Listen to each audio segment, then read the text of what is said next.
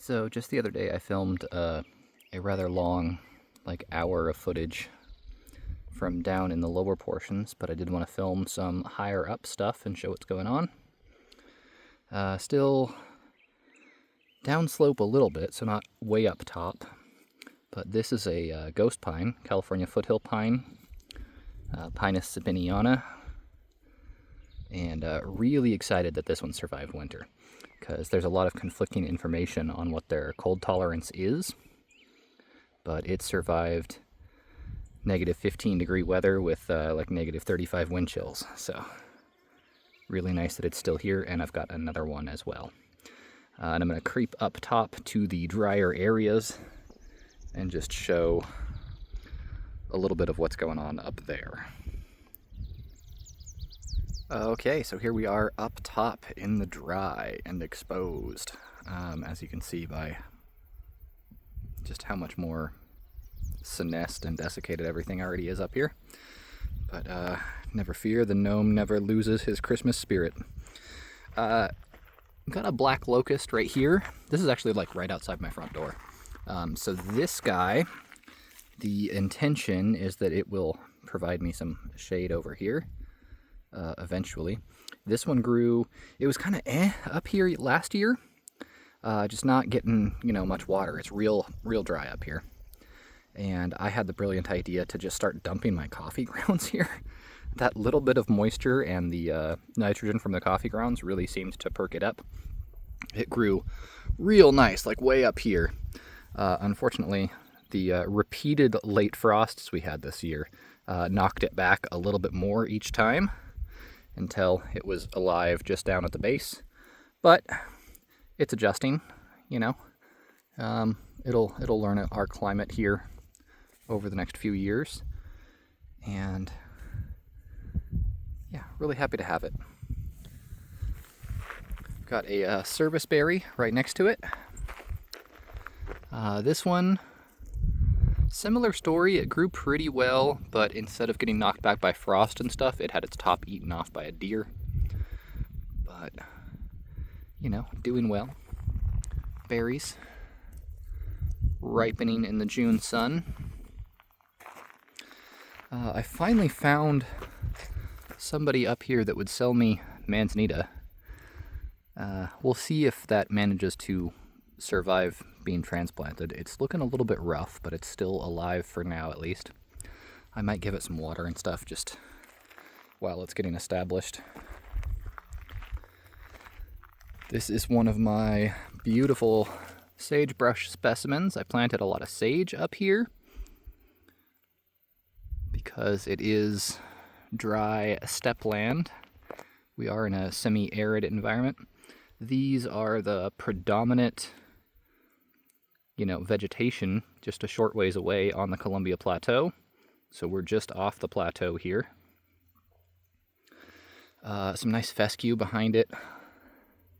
I really liked, it's kind of fading now, but just a few weeks ago, the mint green of the sage and the purple of this grass was really striking.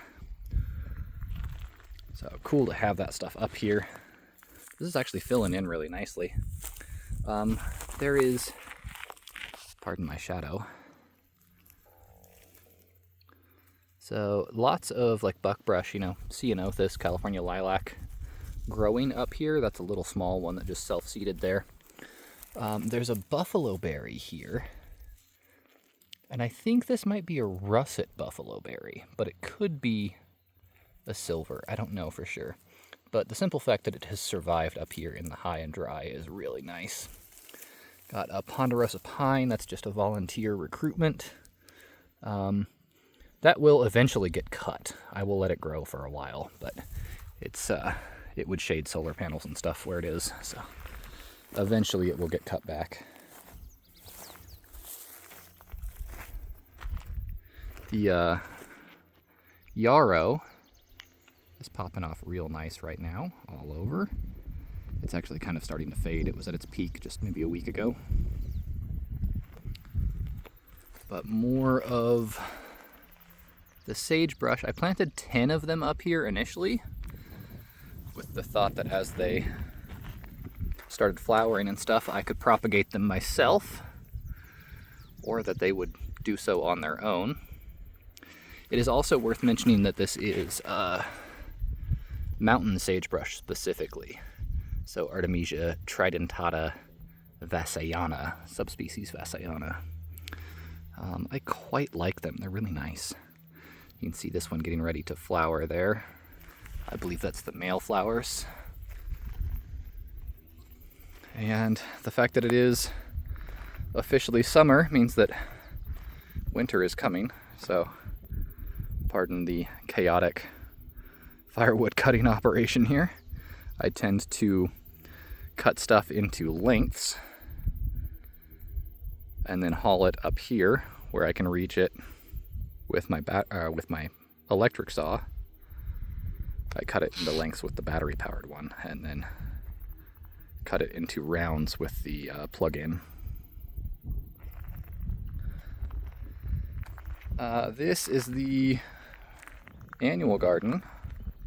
You can see that it's mostly overtaken by cilantro, going to flower right now. I have managed to establish cilantro as a weed in my garden, which is fantastic. It just does its thing and self-seeds and comes back. Since we're right at the beginning of summer, we're in a bit of a transition period. So I've got, more of the spring greens and stuff like lettuce. This is a really nice slow bolt variety. Got the seeds from a local seed producer, really well adapted to our area. Hi, Belle. And I've never seen a slow bolt lettuce that bolts quite as slow as this one in our hot summers. I mean, it's, in the 90s, and you can see it just chilling, happy. Lots of spinach and spinach family stuff. And then kind of sporadically, I'm just sticking beans in empty spots since we are transitioning to hotter weather now. And I've been experimenting with different methods of growing stuff up here, and really kind of settled into this like a deep wood chip mulch with compost, and I top lay compost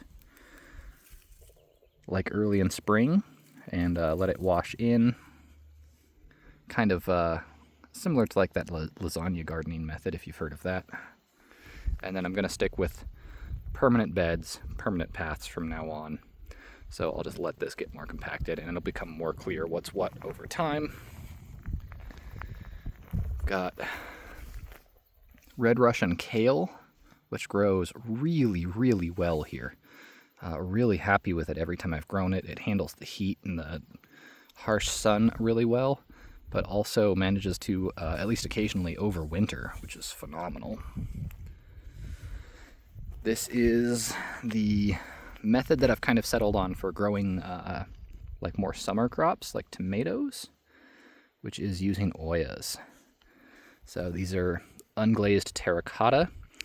In this case, these are ones that I made myself. I just took unglazed terracotta pots and stuck them together, sealing the hole in the bottom one. I might have uploaded stuff on that. I don't remember. But either way, that goes down like a foot. And I fill that up with water. And it just slowly percolates through and keeps the soil here consistently moist for things like tomatoes. And even the bean, it's planted not too far away. Here is, if I jump over my path here, another tomato. You can see already starting. And so this one is one of the big ones. I think this is what I'm going to stick with more in the future, especially because the hole is bigger and it's a lot easier to fill with water. A kind of future plan is to have these set up with like an automatic fill system too. So I'll have rainwater collection set up and or gray water. I haven't decided which is going to fill these. Possibly have it set up so that gray water drains into these oyas. The terracotta will actually filter a lot of the stuff that's in the gray water, like soap byproduct and stuff like that, even though I use, you know, eco-compatible soaps, like biocompatible, biodegradable. So that's an idea. We'll see how that goes. It will eventually block the pores in the terracotta, but I mean, it's terracotta, it's cheap, it's easy to replace, and I think that might be the way to go. So then they would just be automatically topped off and slowly percolating into the ground. You'd get this, I mean, the ground here is wonderfully moist. So really, really liking that as the plan for moving forward. There are potatoes, which I didn't plant. You plant potatoes once and they volunteer forever, it seems like. But that's fine. Happy to have them volunteering.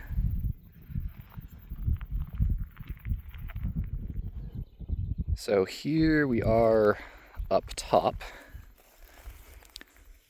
Like top. A little bit higher up than the house. And on the note of potatoes, this is where I've been experimenting with dry farming potatoes and corn. Well, experimented last year. I guess I did a little bit of potato the year before too, but it turns out that you can dry farm potatoes and corn here. They don't do, you know, spectacular, not like enormous yields, but if you're dry farming, you don't really need to have enormous yields. So that's pretty cool. I haven't been able to spend as much time up here as I wanted to this year, but it is kind of an ongoing experiment at the moment, so it's fine. Got corn going. This is corn saved from last year, so it's already had 1 year to start to adapt to this method, and it's a Hopi blue corn variety anyways, so it's already selected for a dry climate. And then I'm just going to continue to select it for what grows best here by saving seed. And then I didn't actually plant these potatoes here this year. This was going to be corn. But again, if you leave even little tiny potatoes in the ground, they'll pop back up into that. And then, God forbid, you actually miss a potato plant and fail to dig one up, because then it's just going to be an enormous potato bush the following year, but that's fine.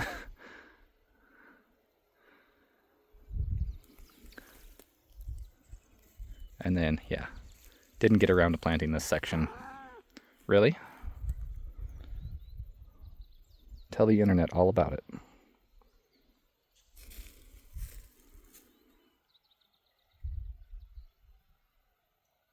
Belle.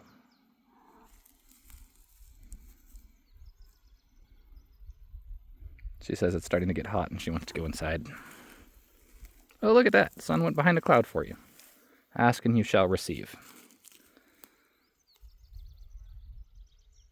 This is the southern section of the property right here. Just behind me is the dry farming field. Did a lot of cleanup work here. I actually filmed about a bunch of footage of this and cleanup in other areas, but I never got around to uploading it because I'm terrible about that. But it's looking a lot nicer now. You can see I still have a lot of work to do, especially when it comes to chipping. But a little at a time, and we get there eventually. It's a positively gorgeous day. It's not actually too hot yet, air temperature wise, so when the sun's behind a cloud like this, it's really nice.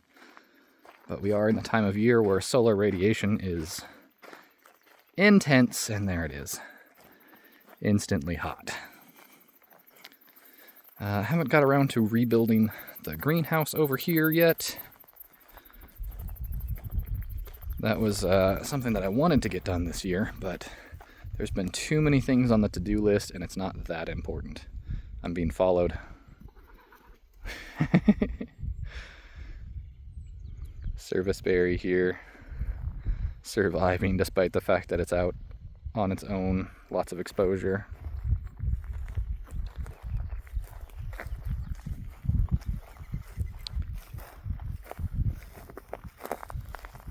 So if you saw a video on earthworks projects a while back, it's probably a lot of wind noise. Sorry for that. Maybe I won't end up uploading this if it's too bad as far as audio goes. But this is that area. You can see it's recovering really nicely. Still a little sparse, but that was all subsoil. So the fact that it's recovering as fast as it is really nice. Just kind of mulch it real thin just to get the soil covered. And then this time next year, it's probably going to be a giant lupin patch, because the lupins have been moving in, and they are quite prolific, especially in places where the soil is a little bit poor. That is coming along. You can't see them at all, but I did cut in a couple of additional swales down here just to catch additional runoff. So this area is moving along. We're going to go right down here to that next one and show you what's going on down there.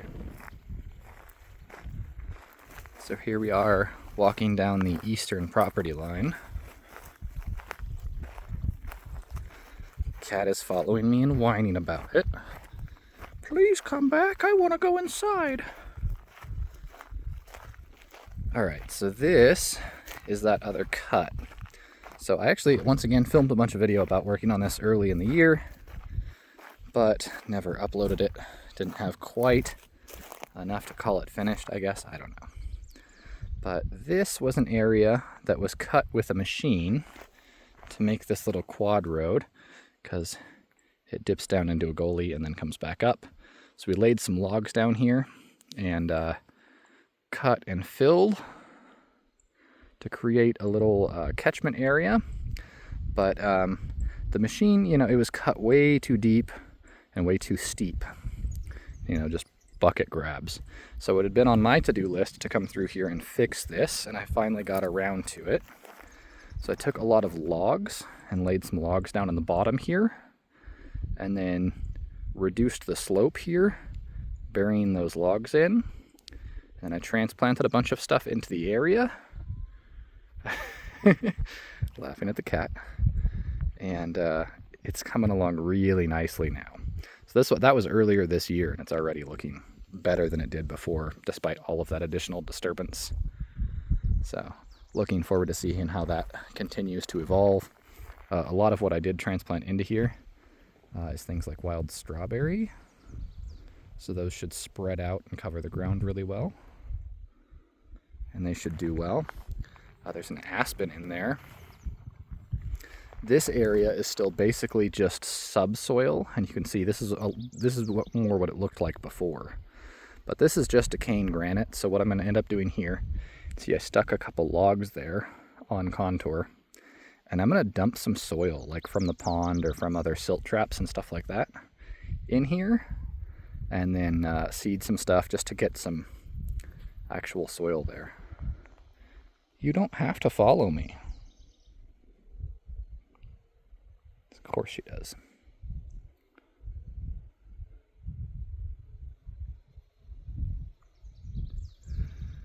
I'm not going to walk all the way down there, especially since the cat's following me, being a pest at the moment. But down slope that way down at the bottom, there's another cut like this, and I did the same thing. So filled the bottom with logs, reduced the slope, transplanted things in. Maybe eventually I'll go down there and film an east side update. Meow. What are you whining about?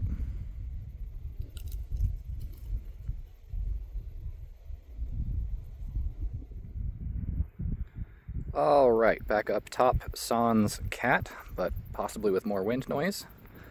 Here's a quick look at that firewood cutting operation. So this is a big pine tree. Cut it into shorter lengths with my battery powered saw. Right there. And then either the smaller ones I actually loaded into the truck. These big ones I just dragged. So use the truck, drag them over here. Get them in range of a nice long extension cord. Yeah, it's a lot of wind noise. And then I can cut them with a corded chainsaw like that, which seems like a nice way of doing things. Then it's solar powered the whole time. Over here, just wanted to show a little bit more of the recovery, some of the stuff that I've been planting.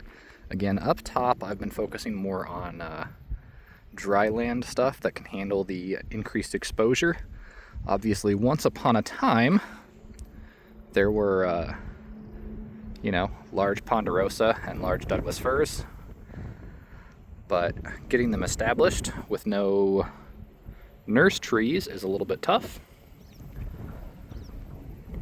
So it's stuff like sagebrush that's been going in up here, as well as some other interesting characters, which I'll show you now. So I've been wanting to get things that not only can handle, Jesus, falling over here, that can not only handle the drier conditions up top, but also, increase the biodiversity and, provide yields and such, all of that kind of fun things. This is Pinus monophylla, so that's a pinyon pine. In this case, that's the single needle pinyon. When they are mature, they have a really lovely blue color, which is actually starting to come through on some of these. They grow super slow, unfortunately, but they are like the most drought tolerant of all pines, and they can handle the cold temperatures here, as evidenced by the fact that that is alive. That was planted last year. And we'll slowly replace the ponderosa that was sitting here. It'll never be that big, but all the same. So I planted, I don't know, I think there's like 5 of those so far. I'm planning on getting more.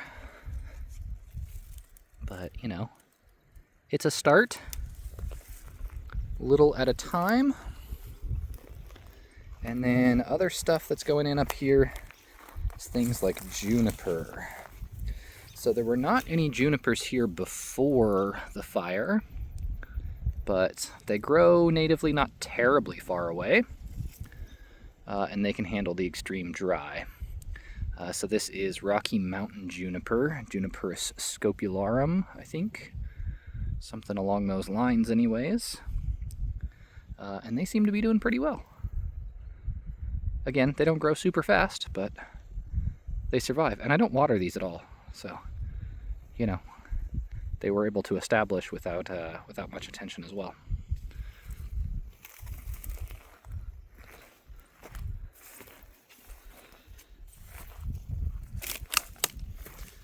And same story. There's Rocky Mountain juniper hanging out next to an old stump. One of the reasons I like to do that is there's a lot of buried organic matter in there. Those roots hang on to a lot of water, so the roots of newer plants can work their way in there and start accessing that. But also, the soil's not necessarily very thick up here in a lot of places. So if there's a big tree stump, that tree, one way or another, it either found a spot or made a spot where it drove a taproot straight down there. So I know that new trees can do the same. And then there is, of course, lots of just native recruitment, regeneration of the species that were here before. So that is a ponderosa pine right there, Pinus ponderosa. Lovely to have them. So I'll continue to plant additional pine species. I'm going to plant hopefully a bunch more of the ghost pines. Nice little fleabane there. Little native daisy. At least I think they're native. I don't know. Actually, come to think of it.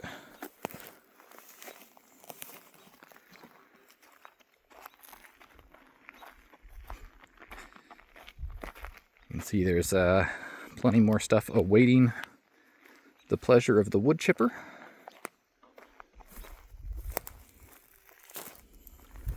Oh, I was saying I'm going to be planting more pines. This is another one of those Pinus monophylla. But I'm going to be planting hopefully a bunch more ghost pines now that I know for sure that they can handle the winters here. And I'm going to be planting lodgepole pines, which surprisingly there are not any of here, because there are great huge stands of them not very far away. I'll be planting, I'm going to try to get my hands on some Jeffreys. Close cousin of the ponderosas. We'll see if I can get those to grow. There's another pinyon pine. All 5 of them are alive. So yeah, I'll get more of them as well. They grow slow, but eventually they will be really nice nut crops. So here we've got some Gaillardia. And then down below, there's a whole mat of Arctostaphylos uva ursi. So it's our native manzanita. I've seen cultivated varieties of these that grow, you know, up here. But this one is really a ground cover. It sticks, you know, to the first 2 inches and spreads out really, really well. So I'm curious if it's a different subspecies or if they've just bred the cultivated varieties so that they're a little bit more bushy. It's different.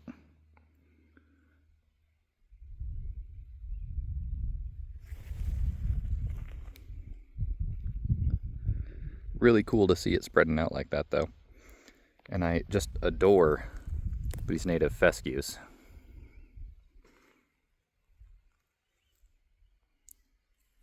So one of the things that I've been trying to do is propagate willows with cuttings. So this one's all shrouded in fireweed here, but here's a willow whip that I just shoved into the ground. And it has managed to root. So still alive despite the fact that it's now summer, which is really nice to see. And that's, you know, even being all the way up here. I've had mixed success, but I mean, that's how that goes. And it's completely free. And every time it works, a new willow tree joins the landscape.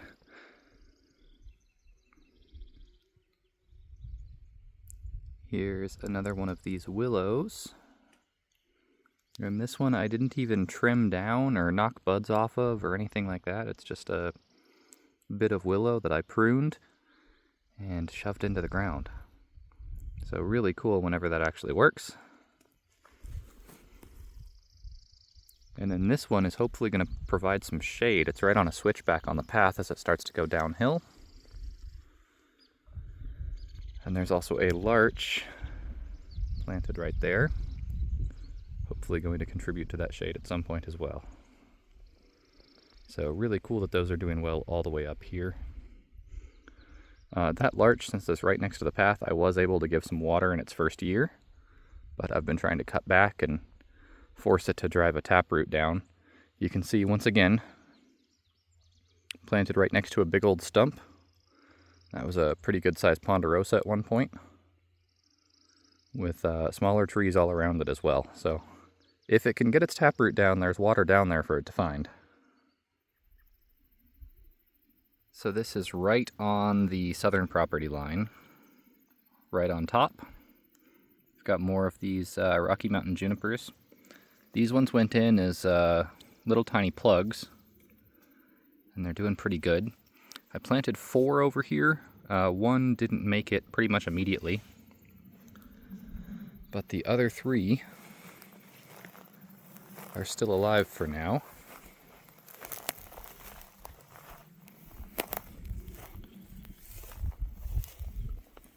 There's another. So even with this grass pressure, they're doing fine.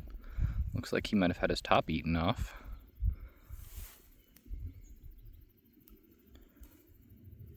Looking healthy though.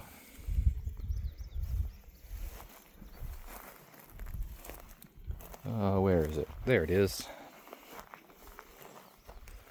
So these ones are kind of meant to be a living privacy screen of sort, just to kind of make a fence without making a fence kind of thing, making sure wildlife can still get through.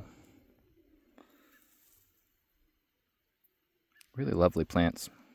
I wish they grew a little faster, but what can you do?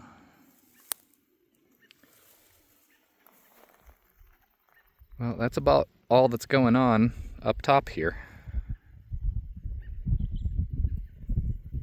Until next time.